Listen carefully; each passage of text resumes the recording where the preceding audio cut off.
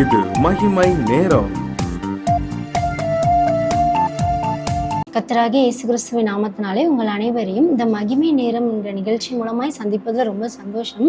இந்த நாளிலும் கர்த்தர் உங்களோடு கூட பேசுகிற ஒரு வார்த்தை என்ன அப்படின்னா, ரோமர் 12ஆம் அதிகாரம் 12வது வசனம். நம்பிக்கையிலே சந்தோஷமாயிருங்கள், உபத்திரவத்திலே பொறுமையாயிருங்கள், ஜெபத்திலே உறுதியாய் தரித்திருங்கள். ஸோ இதில் பார்க்கிறோம், நம்ம கர்த்தர் மீது கொண்டிருக்கிற நம்பிக்கையில எப்பொழுதும் சந்தோஷமா இருக்கணுமா. நம்மளுடைய வாழ்க்கையில அநேக உபத்திரவங்கள் வரலாம். அப்படி உபத்திரவம் வரும்போது அதில் நம்ம பொறுமையா இருக்கணும். கடைசியாக நம்ம பார்த்தோம்னா ஜெபத்திலே உறுதியாய் தரித்திருங்கள்.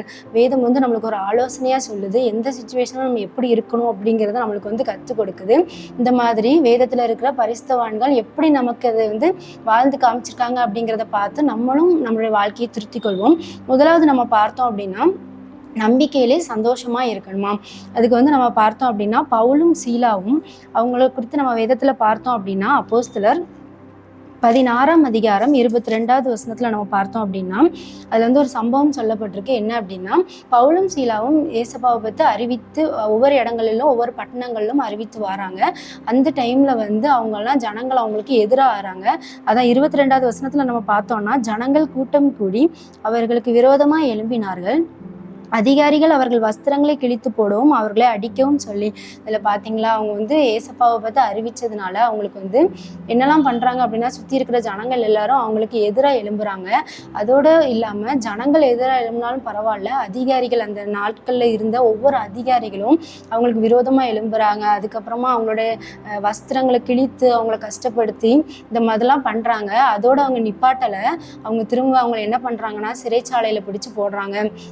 சிறைச்சாலையில் போட்ட உடனே அவங்க சோர்ந்து போய் அப்படியே இருக்கலை. ஏசப்பா, நான் உங்களுடைய வார்த்தை தானே அறிவித்தேன், ஏன் வாழ்க்கையில் இந்த மாதிரி நடந்துச்சு அப்படின்னு சொல்லிட்டு அவங்க ஒன்றுமே சொல்லலை.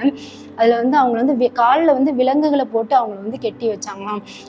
அந்த விலங்குகளை காலில் போடும்போது என்ன ஆகும் அப்படின்னா, அது கால் ரெண்டுலேயும் கெட்டி மாட்டி வச்சிருவாங்க. மாட்டி வைக்கும்போது அவங்களால அசையவும் முடியாது, எந்த ஒரு ஆக்ஷனுமே பண்ண முடியாது. இப்படி ஒரு தண்டனையை அந்த நாட்களில் கொடுத்து வந்திருந்தாங்க. அப்படி ஒரு தண்டனை தான் இந்த பவுலுக்கும் சீலாவுக்கும் கொடுக்கப்பட்டது.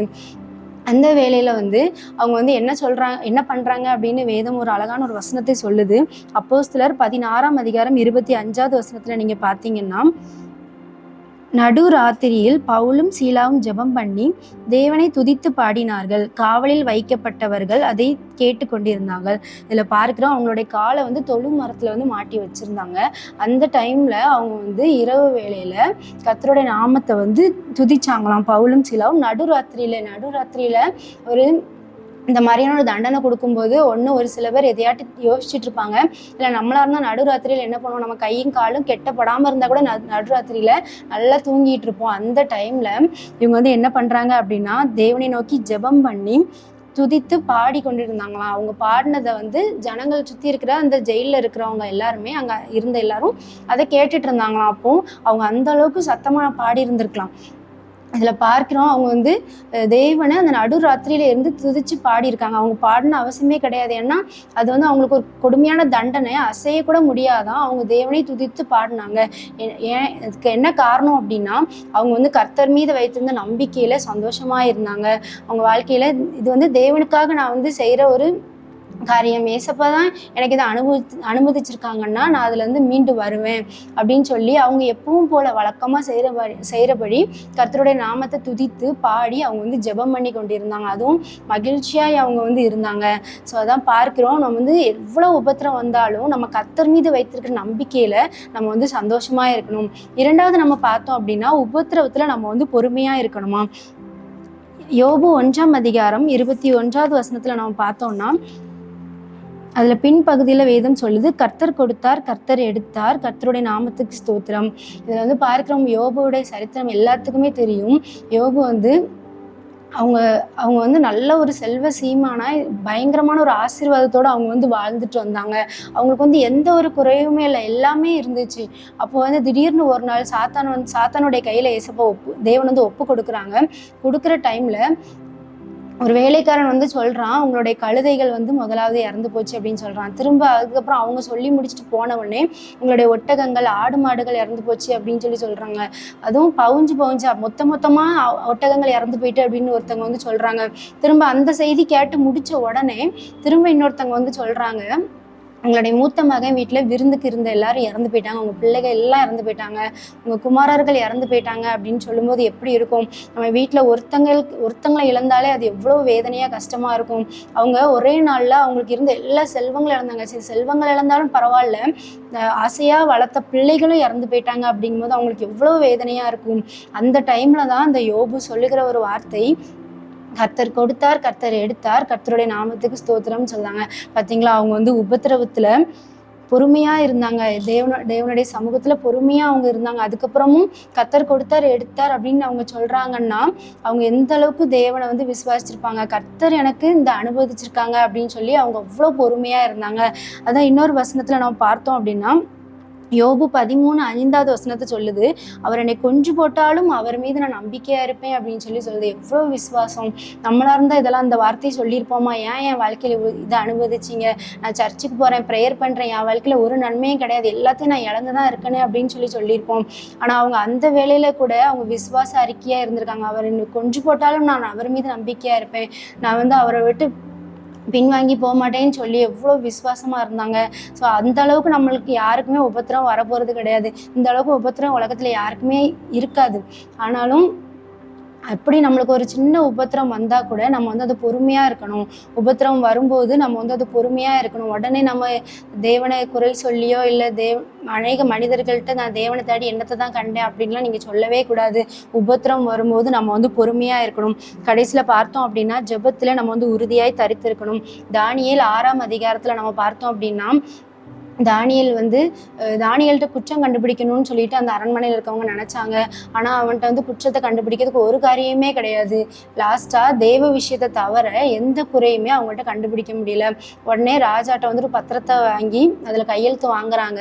30 நாள் ராஜாவை தவிர யாரையுமே வணங்கக்கூடாது அப்படின்னு சொல்லும்போது கூட தானியேலை குறித்து அந்த வசனம் சொல்லுது. தானியேல் 6ஆம் அதிகாரம் 10வது வசனத்தில் வேதம் சொல்லுது, தான் முன்பு செய்து வந்தபடியே 3 வேளையும் அவன் ஜெபம் பண்ணானா. எருசலேமின் பல கனிகளை திறந்து 3 வேளையும் முன்பு செய்து வந்தபடியே ஜெபம் பண்ணாங்க அப்படின்னு சொல்லி பார்க்கிறோம். ஏன்னா ராஜாக்கு தெரிஞ்சா ராஜா கொன்று போட்டுருவாங்க, சிங்கக்கவியில போட்டுருவாங்க அப்படிங்கிறது அவனுக்கு தெரியும். ஆனாலும் தேவ விஷயத்துல அவங்கள எந்த காம்ப்ரமைஸுமே பண்ணல. அவங்க பண்ணது என்ன அப்படின்னா, அவங்க முன் செய்து வந்தபடியே, அதுதான் முக்கியமான வார்த்தை, முன்னாடி செஞ்ச மாதிரியே அவங்க மீண்டுமா எப்பவும் போல 3 வேளையும் ஜெபம் பண்ணாங்களாம். அதுதான் வேதம் சொல்லுது, ஜெபத்திலே உறுதியாய் தரித்திருங்கள் அப்படின்னு சொல்லிட்டு வேதம் சொல்லுது. இந்த வார்த்தையை உங்களுக்கு ஆசீர்வாதமாக இருக்கும். நீங்களும் இவங்களை போல நீங்களும் உங்களுடைய வாழ்க்கையில ஒவ்வொரு விசுவாசத்தின் காரியங்களையும் வளர்த்து கொள்ளுங்க. ஜெபிப்போம். எங்களை அதிகமாக நேசிக்கிற அன்பின் பரலோக தகப்பனே, இந்த வேலைக்காக நன்றி அப்பா. அந்த காலை வேளையிலும் உங்களுடைய சமூகத்தில் ஜெபிக்கிற ஒவ்வொருவருக்காக உங்களுடைய சமூகத்தில் வருகிறோம் அப்பா. இயேசுவே ஸ்தோத்திரம் அப்பா. நம்பிக்கையிலே சந்தோஷமாக இருங்கன்னு சொல்லியிருக்கிறீங்க அப்பா. நாங்கள் உங்கள் மீது வைத்திருக்கிற நம்பிக்கையில் எப்பொழுதும் சந்தோஷமாக இருக்கணும் அப்பா. இயேசுவே ஸ்தோத்திரம் அப்பா. நாங்கள் பிரச்சனைகள் வந்தோடனே பின்வாங்கி போயிடக்கூடாது. அதே போல் அப்பா, யோபு எப்படி அவங்களுக்கு எவ்வளோ பெரிய உபத்திரம் வந்த போதும் அந்த உபத்திரவத்திலே பொறுமையாக இருந்தாங்களே, அதே போல் நாங்களும் அப்பா எங்களுக்கு பிரச்சனைகள் வரும்போது, போராட்டங்கள் வரும்போது முறுமுறுக்காமல் பொறுமையாக இருக்க நீங்கள் எங்களுக்கு கட்சி தரும்படியுமா ஜெபிக்கிறேன் அப்பா. இயேசுவே ஸ்தோத்திரம் அப்பா. நாங்கள் தானியேல்கிட்ட அப்பா உறுதியான ஜெபத்தை கற்றுக்கொள்கிறோம் அப்பா. இயேசுவே ஸ்தோத்திரம் அப்பா. அவங்க எவ்வளோ பெரிய இடுக்கண் வந்த போதும் கூட அவங்க முன் செய்து வந்தபடியே ஜெபம் பண்ணாங்களே அப்பா. அதே போல் நாங்களும் எந்த சூழ்நிலையா இருந்தாலும் ஜெபத்தை கைவிடாதபடிக்கு உம்மை உறுதியாய் பற்றிக்கொள்ள, ஜெபத்தை உறுதியாய் பற்றிக்கொள்ள நீங்க எங்களுக்கு உதவி செய்யும்படியுமா ஜெபிக்கிறேன் அப்பா.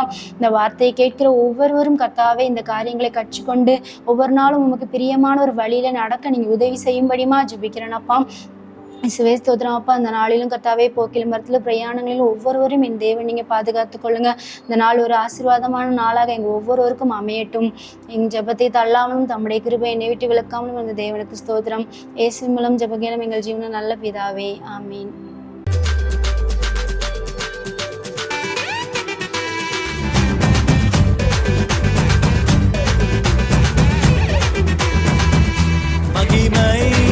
மகிமை